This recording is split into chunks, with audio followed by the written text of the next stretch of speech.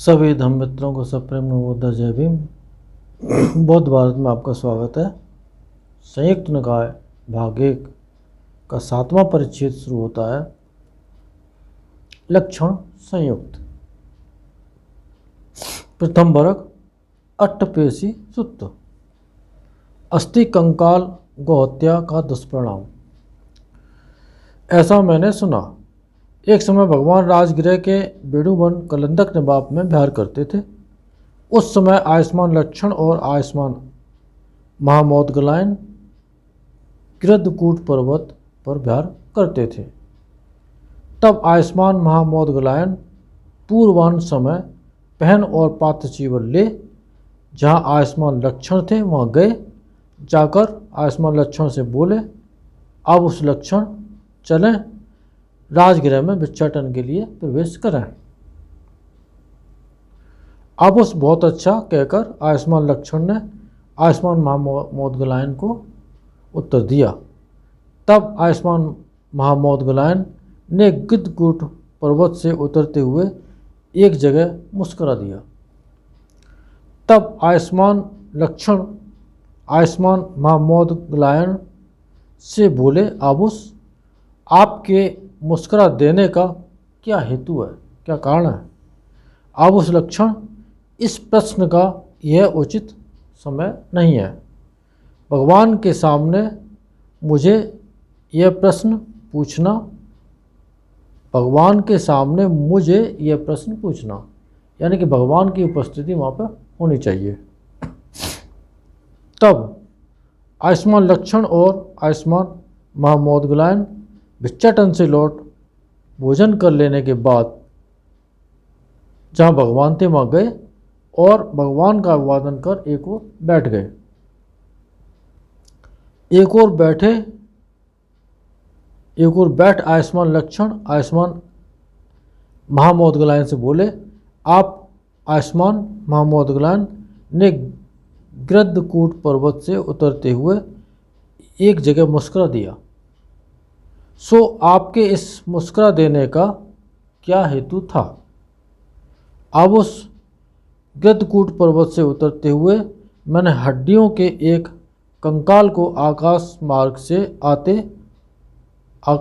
से जाते हुए देखा। उसे गीध भी, कोय भी और चील भी झपट झपट कर नोचते थे, खींचते थे, टुकड़े टुकड़े कर देते थे और वह आर्त स्वर करा रहा था। ये बदंत महामौदगलायन को दिखाई दिया और तब वो मुस्कुराए थे और लक्षण को ये दिखाई नहीं दिया था।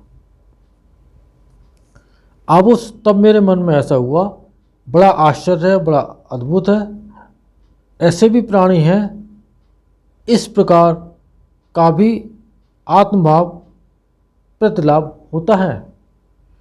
तब भगवान ने भिक्षुओं को आमंत्रित किया, भिक्षुओं, मेरे श्रावक आँख खोले विहार करते हैं, ज्ञान के साथ विहार करते हैं। मेरे श्रावक इस प्रकार को भी जान लेते हैं, देख लेते हैं, साक्षात्कार कर लेते हैं। भिक्षुओं, पहले मैंने भी उस समय को देखा था, किंतु किसी को नहीं कहा। ऐसा भगवान ने भी पहले कभी देखा था, लेकिन किसी को बताया नहीं। यदि मैं कहता तो शायद दूसरे नहीं मानते।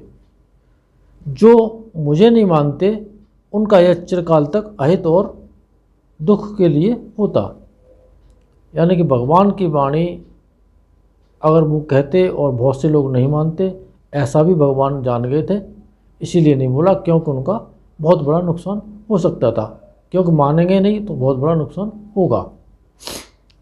भिक्षुओं, वह सत्व इसी राजगृह में गौहत्या करने वाला था। इस पाप के फलस्वरूप वह लाखों वर्ष तक नरक में पकता रहा। उस कर्म के अवसान में उसने ऐसा आत्मभाव प्रतिलाभ किया है। सभी सूत्रों में इसी तरह से आएगा जो आगे है। गौघातक सूत्र, मांसपेशी गौहत्या का दुष्परिणाम। इन नव सूत्रों में आयुष्मान महामोदगलायन उसी प्रकार मुस्कुराते हैं जिसकी व्याख्या भगवान करते हैं।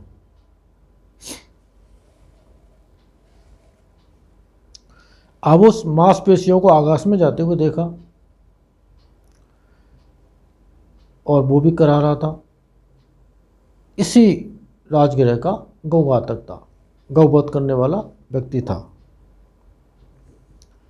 पिंड सा कुणी सूत्र, चिड़ीमार, पिंड और चिड़ीमार। मांस पिंड को आकाश में जाते देखा और वो भी करा रहा था। इसी राजगृह में एक चिड़ीमार था, मरने के बाद वहाँ उसके साथ ऐसा हुआ था। निच्छ बोरब्बी सूत्र, खाल उतरा और भेड़ों का कसाई। खाल उतरे हुए पुरुष को देखा, वो भी इसी तरह से कराता हुआ आकाश में जा रहा था। वह इसी राजगृह में भेड़ों का कसाई था। असिसूक कर यह सूत्र, तलवार और सुअर का कसाई। अब उस गिद्धकूट पर्वत से उतरते हुए एक असलोम, जिसके रोमे तलवार जैसे हों, पुरुष को आकाश में जाते देखा। वे असी घूम घूम कर उसी को शरीर में पर गिरते थे, यानी उसी के रोए तलवार की तरह से थे जो गिर गिर के उसी के शरीर में गिरते थे। वह उसी से करा रहा था। वो इसी राजगृह में सुअर का कसाई था। सच्च महादबी सूत्र, बर्छी जैसा लोभ और बहेलिया। शक्ति लोभ पुरुष को आकाश से जाते देखा। शक्ति लोभ पुरुष को आकाश से जाते देखा। इसी राजगृह में मृगमार बहेलिया था। उस कारण सूत्र, बाण जैसा लोम और अन्यायी हाकिम। इपिलोम पुरुष को आकाश में जाते देखा और वो भी करा रहा था। इसी राजगृह में अन्यायी हाकिम था, एक न्यायाधीश था अन्याय करने वाला। उसके साथ भी अन्यायी न्यायाधीश होते हैं, उनके साथ भी इसी तरह से होता है। जब बहुत बड़ा दुष्कर्म करते हैं, एक सच्चे आदमी को सजा हो जाती है और जो झूठा आदमी होता है, जो झूठ बोल लेता है अपने अपराध का, उसे वो सम्मानपूर्वक और बरी कर देते हैं, उसको मुक्त कर देते हैं। सूच सारथी सूत्र, सुई जैसा लोम और सारथी। सूची लोम पुरुष को इसी राजगृह में पहले सारथी था। सूचक सूत्र, सूची लोम पुरुष को भी इसी तरह से देखा था, वो भी इसे राजगृह में सूचक था। गांव कूटक सूत्र, दुष्ट गांव का पंच। कुंभभंड पुरुष को आकाश में जाते देखा। वह जाते हुए उन अंडों को कंधे पर रख कर जाता था, बैठते हुए उन्हीं पर बैठता था, वह भी करा रहा था। वो इसी राजगृह में दुष्ट गांव का पंच था, वो भी गलत न्याय करता हुआ, इस वजह से उसके साथ हुआ। प्रथम वर्ग समाप्त होता है। इन सत्य वचनों से आप सबका मंगल हो, भला हो, कल्याण हो, संसार के सारे प्राणी सुखी हो। साधु साधु साधु।